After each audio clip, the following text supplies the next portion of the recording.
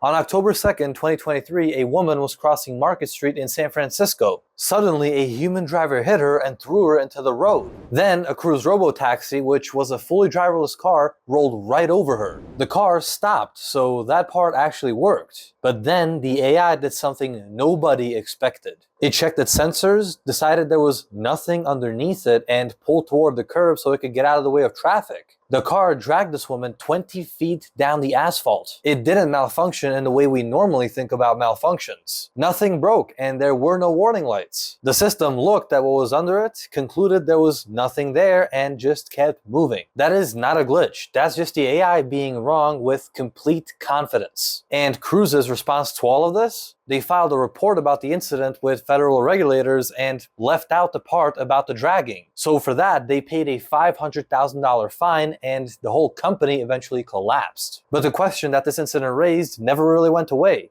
What happens when you put AI that hallucinates in charge of something that has the capacity to kill people? The word hallucination gets thrown around a lot when people talk about AI, but it's worth being precise about what it actually is, because it's not some bug that the engineers forgot to fix. It's a structural feature of how these systems work.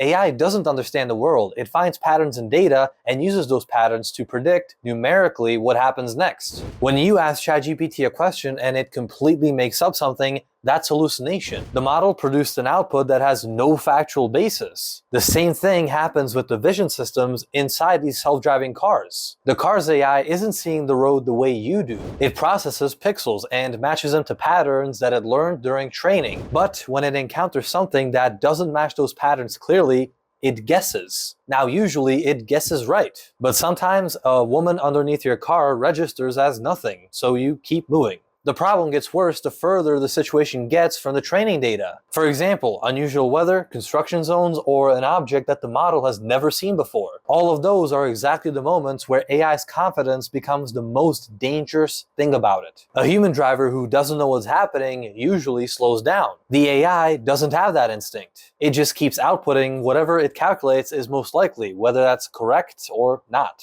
And the Cruise incident isn't an anomaly, it's a pattern. Tesla's autopilot has a well-documented problem with stationary emergency vehicles. Parked fire trucks, police cars with their lights on, the system just struggles with them. There have been multiple fatalities where a Tesla on autopilot drove into a stationary car on the side of the highway at full speed. The most likely explanation from investigators is that the radar deprioritizes stationary objects to filter out road debris, and the camera system isn't catching that gap in time. Back in 2018, an Uber self-driving prototype killed a pedestrian in Tempe, Arizona. A woman named Elaine Herzberg was walking her bike across the road in the middle of the night. The system detected her, but it kept reclassifying what she was. A vehicle, a bicycle, an unknown object. Therefore, it never committed to a decision in time to brake. She was detected 6 seconds before impact, so the car had enough time to stop. It just didn't stop. And back to San Francisco, another Cruise robo-taxi stopped in the middle of the road because its back door wasn't fully closed. It blocked traffic because it couldn't figure out what to do. Another Cruise vehicle got into a collision while making a left turn. A too simple autonomous truck drifted into oncoming traffic and hit a concrete barrier. The list goes on, and this is with a pretty small amount of autonomous vehicles on the road. And what's striking about these vehicles isn't that they happened.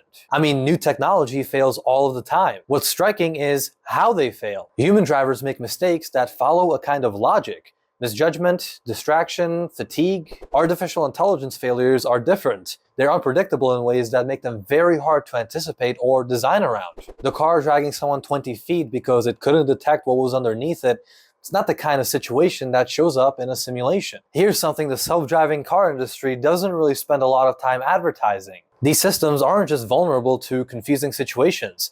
They're also vulnerable to being manipulated on purpose. Researchers have repeatedly demonstrated that you can fool a self-driving car's vision system with something as simple as stickers. Put the right pattern of stickers on a stop sign and the vision system reads it as just a speed limit sign, which in some cases the researchers had a nearly perfect success rate. The stickers look like graffiti to a human, but to the AI it completely changes what the sign says. In 2024, a research team showed that you could do it with light. They caused the self-driving software to misread stop signs and yield signs. In the same situations, human eyes didn't see anything unusual at all. The cars are also software systems, meaning that everything that applies to software security applies here. Things like remote attacks, data manipulation, and exploiting update mechanisms. Researchers from Tencent found that they could mess with a Tesla's lane change system by putting stickers on the road. No physical access to the car was required. The industry's response to this is that all cars use multiple overlapping sensor systems,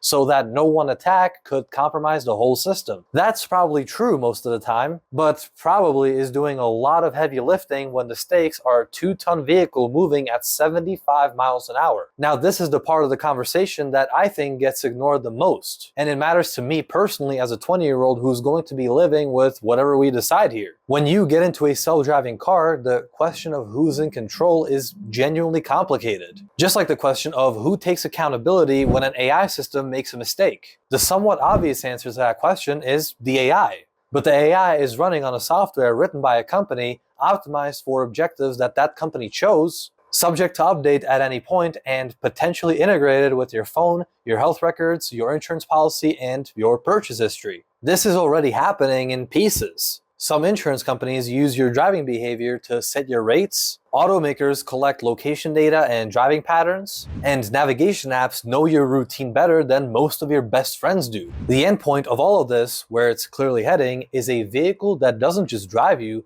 but knows you. It knows that you go to the same place on Tuesday, it has your health data from your phone, and it knows that you went to go get fast food the past 6 days in a row. And at some point, someone, maybe the car manufacturer, an insurance company, or a government agency, might decide that the car should factor that in. Which isn't entirely science fiction, it's just a natural conclusion of connecting these systems that are being built. And before that even becomes a question, there's a way simpler one. If the AI makes a decision that you disagree with, what do you do? If it, for example, takes a route you don't want, or refuses a destination, or even overrides your own input because its model is saying something is unsafe, your options are very limited. You are, after all, just a passenger, and that's the whole point. Now, just to be clear, self-driving cars are possible and they might even be useful. The tech will keep improving and there are arguments for where it could go right. But right now, what we have is AI systems that confuse a person for nothing. AI that can be tricked by stickers. And we're deploying them on public roads at scale when regulations are still playing catch-up. The cruise car that dragged someone 20 feet didn't know it was doing something wrong. It ran its sensors, got a reading, made a decision, and moved, because that's all it knows how to do. So the question isn't whether AI can drive. It clearly can, at least most of the time. The question is what we're willing to accept for the times that it can't, and who gets to make that call. Because once you are in such a car, you're not the one deciding anymore. If you want more videos on how AI is changing systems that affect all of us, go ahead and subscribe. And if this is something you've been thinking about, let me know in the comments down below. Thanks for watching, and I'll see you next week.